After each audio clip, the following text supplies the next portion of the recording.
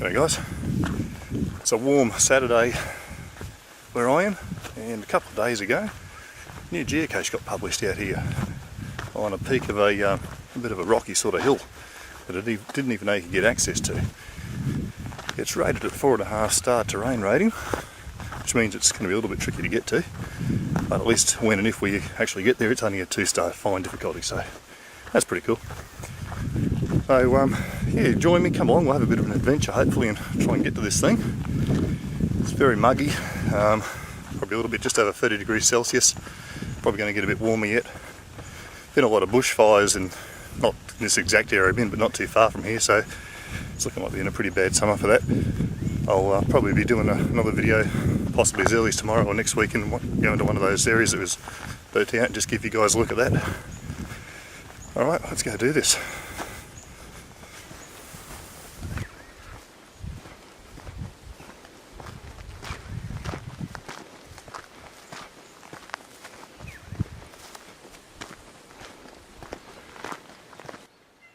Of course, this time of year in my part of the world, the jacaranda trees are in bloom.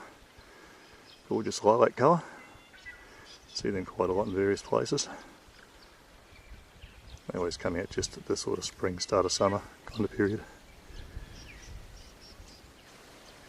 I'm trying to be very quiet here, guys. If we look in, just zoom in, you'll see a little wallaby just there behind the tree.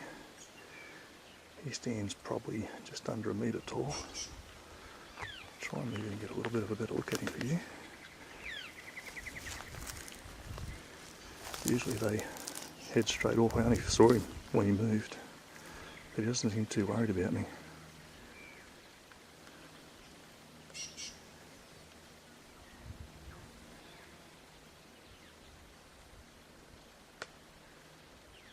I'll head off and leave him in peace. Nice to see that though.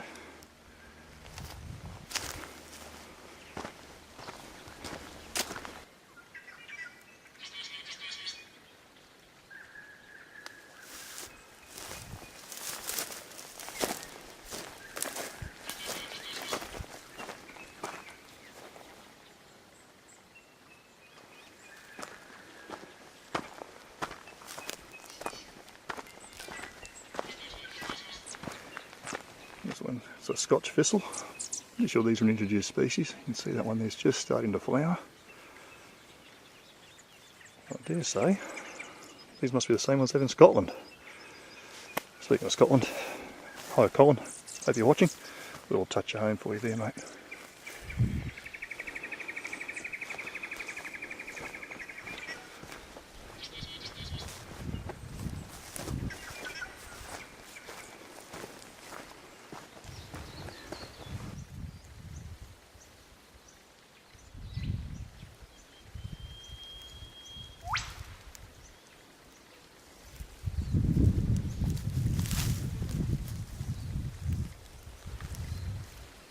Well, that's not my destination. Well, there is a cache up there which we've already done. Our target is south. There, we're moving south at the moment, so we've got to get to the other side of that feature. We go around it, just over 3 kilometres in a straight line to get there. Be a little bit more than that, of course, with the twists and turns and particularly the climbing at the end. Still nice and warm, but not too bad. There's a little bit of a breeze picked up. That's quite doable. See out here at the moment, very dry. Had a couple of decent seasons of rain. It's dried out now and there's an awful lot of fuel on the ground. So if you get a fire in here, get started, especially if there's a bit of wind behind it, it gets away really quick and you can lose very large areas of bushland to that fire, as we have just recently, just to the east of where I am now. The gum trees too, they like to burn, full of eucalyptus oil, very difficult to extinguish. Generally out here, it's total fire bans, which means no open fires. They can get away from you just too easily. Unfortunately, some people are a little bit careless. Probably use little camp stove, gas stoves, that sort of thing, but even then, you need to be careful to clear an area and make sure it's not going to get into the leaf matter or the grass. Once it catches in there, you've got very little chance of stopping it. So if you are coming out to the Australian bush, be careful with that.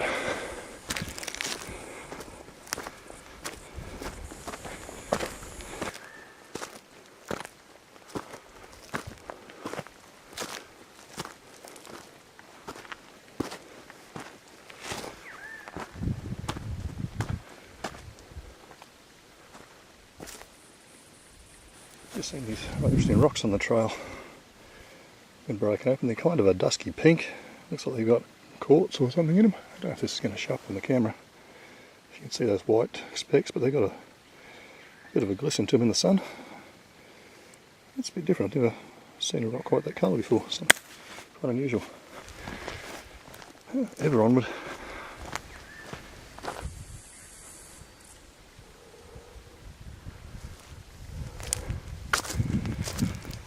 Still about 900 metres to go to get to the first waypoint. There's 2 waypoints on the way to this cache to guide me in there.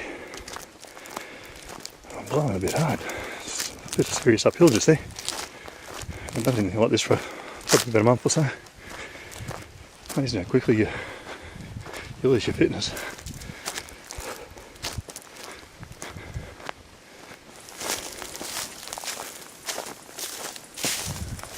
The bane of the Australian bush, lantana. It's one of the reasons I never come out here without a large knife or machete or something. You have to get through this crap. Have a look at it. The tangle. It's not a nightmare. Fortunately, a clear trail. A bit further up I'm not so sure we will have.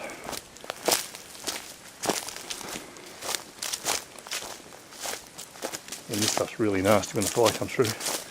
But yeah, kills it off for a while. Not for long. Bloody resilient stuff, it just keeps coming back.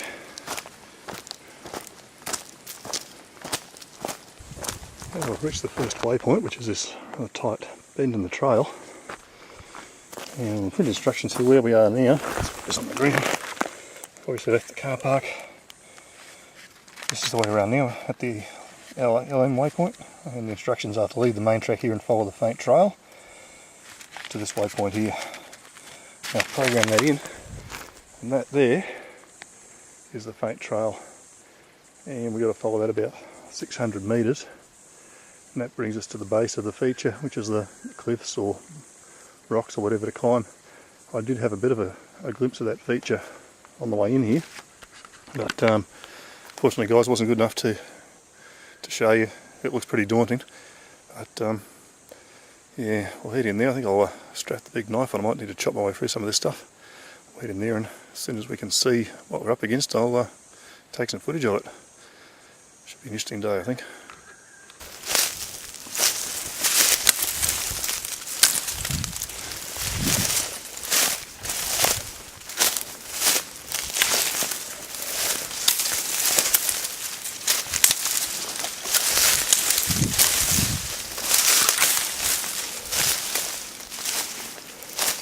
As I thought, with a lantana on this trail. Tries to blaze the trail pretty good, but we'll give it a bit of a trim as we go through. My weapon of choice to do that with today is the Ontario SP50, and it does a bloody great job for this. It's small enough that I can put in the pack when I don't need it. Unlike machete, as you guys can probably see there,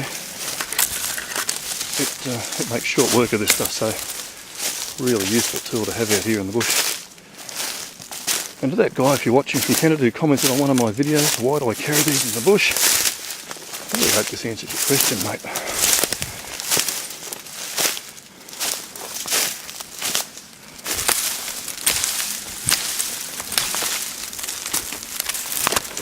Just through the first belt of lantana, it's like on a bit of a ridge down to the right.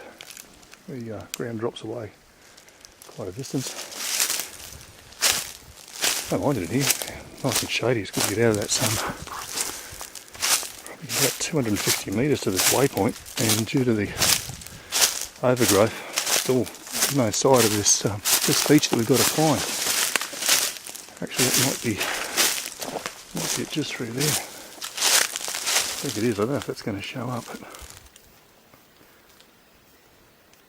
you can just see through there, that's where we're going, I believe. Alright, we'll keep going, and maybe we won't get to see it until we pop out at the base of it. Quite possible, I guess. I've got at the last waypoint, and destination's up there behind me. Just get around and try to show you. Doesn't show you well, but it's quite steep. What a rocky outcrops. The instruction on here say to head around to the right and up, We need to get basically up towards the top, around to the other side of this feature to get to where the cache is located. It's showing on the GPS is around about 350 metres. Of course that's a straight line, and this is going to be anything but a straight line. So I'm not sure how long it'll take to get there. Just have a quick spell, a quick bite to eat and some water, and then get stuck in. Just found this at the last waypoint. Thought I'd show you guys. Even out in the middle of nowhere, someone's managed to litter the joint with an old beer bottle. Now, this one's obviously been here through a bushfire. And as you can see, bushfires get pretty hot.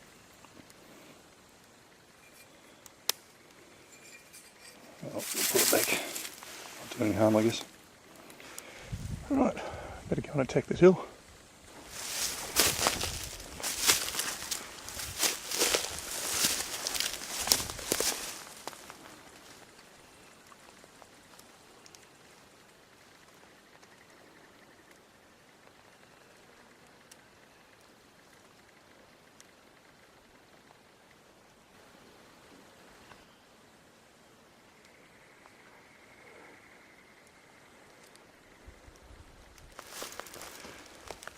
Not too bad, there's a little bit of a ridge here, a cut in that we can fly.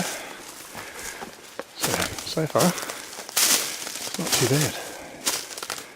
See, quite rocky and broken ground, getting quite steep.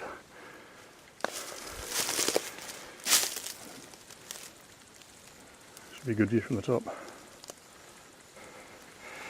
Just taking a breather. It's really steep, very loose ground, dry soil. So it's very slippery underfoot and a lot of scrabbling up rocks, so I need all the hands I can't film. But we're getting there, slowly.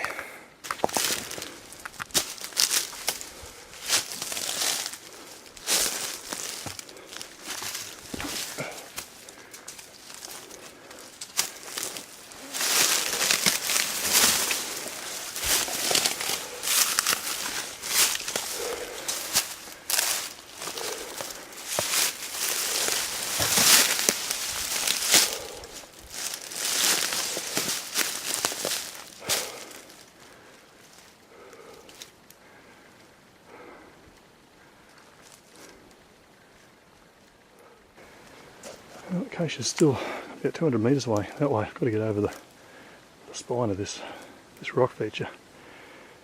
In the meantime, quick breather, have a look at the view, which is pretty spectacular, but also a little bit worrying. It's getting dark out towards the west. If the heat today could be building up for a late afternoon storm. I don't need to be caught up here if that hits. So I've got to get this done and get down, at least get back onto those main trails before any rain hits. Otherwise it could get a lot more interesting than I really want it to be. Still 190 metres. I've got to get across that spine there, across there. I think I might have gone the wrong way on the ascent. I veered off to the left a little. I think I've made this last part as difficult for myself as it's possible to do.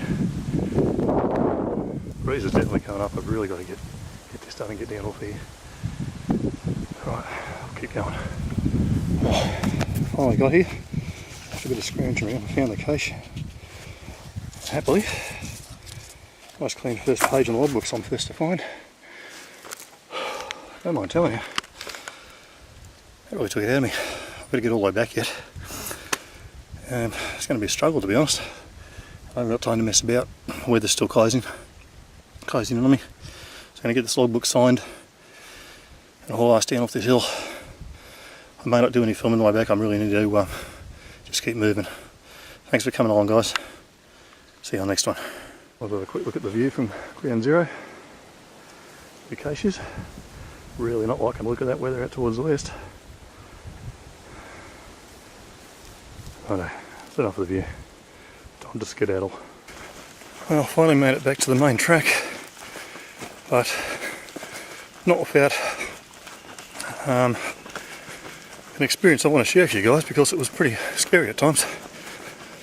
With the storm coming, I was trying to cut across and get down a quicker way, and it didn't work. The lantana was just so thick I couldn't get through it. Had to go back up the hill. By that time it started to rain, so I'm literally climbing up these crumbling cliffs in the wet to get back onto track to follow the path back out. And I I've got to admit, guys, I really thought I was in a dead set survival situation for a little while there. You know, we all talk about this stuff, and it's when you're actually out there and it's not an academic, it's a little bit unsettling. But as I say, now back on the track, I've just got to keep pushing. I've had some leg cramps and stuff, but they seem to be easing. I'm absolutely soaking wet from head to foot from all the rain, but that's okay. It's cooled me down a little bit. So now it's the race back to the car before they shut the car park at 6 p.m. So I've got a little under 2 hours. 3 k's as the crow flies. It'll be a little bit more, probably about 4, so I can't afford to muck about. But anyway, I just wanted to share that with you. I mean, it's probably my own fault. I got a late start. In reality, this one was harder than I thought. I was a fool to come out on my own, to be honest. I do it a lot, but in this case, I think it was a bad call. And I'll certainly think twice before taking on a hard one on my own again. Right guys, I'll keep walking.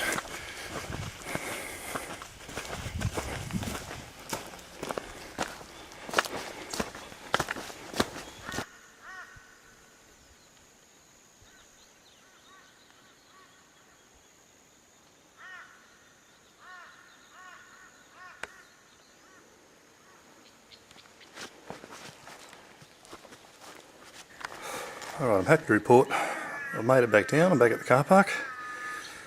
It took me 2.5 hours to get here, and I'll beat the curfew and make it out before they lock me in.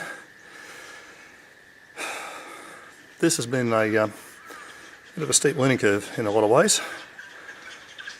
I made a couple of bad decisions today. One was, I suppose, when I got a late start, to still go after this cache.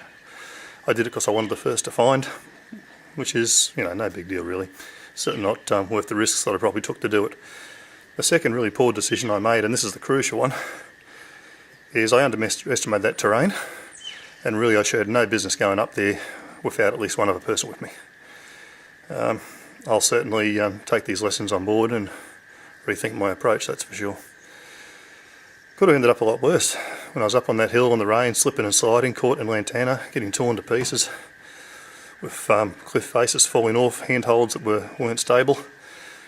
I mean, at the very least I could have twisted an ankle. At the worst I could have broken a bone, perhaps maybe worse, and then I'd be stuck up there. And I wasn't fully equipped for an overnight stay. Aside from what I was wearing, I had a raincoat and I could have started a fire, but other than that, didn't have much with me. I was travelling light today. So, yeah, some lessons learnt. Thanks for coming along, guys. And we'll see you on the next one. Bye for now.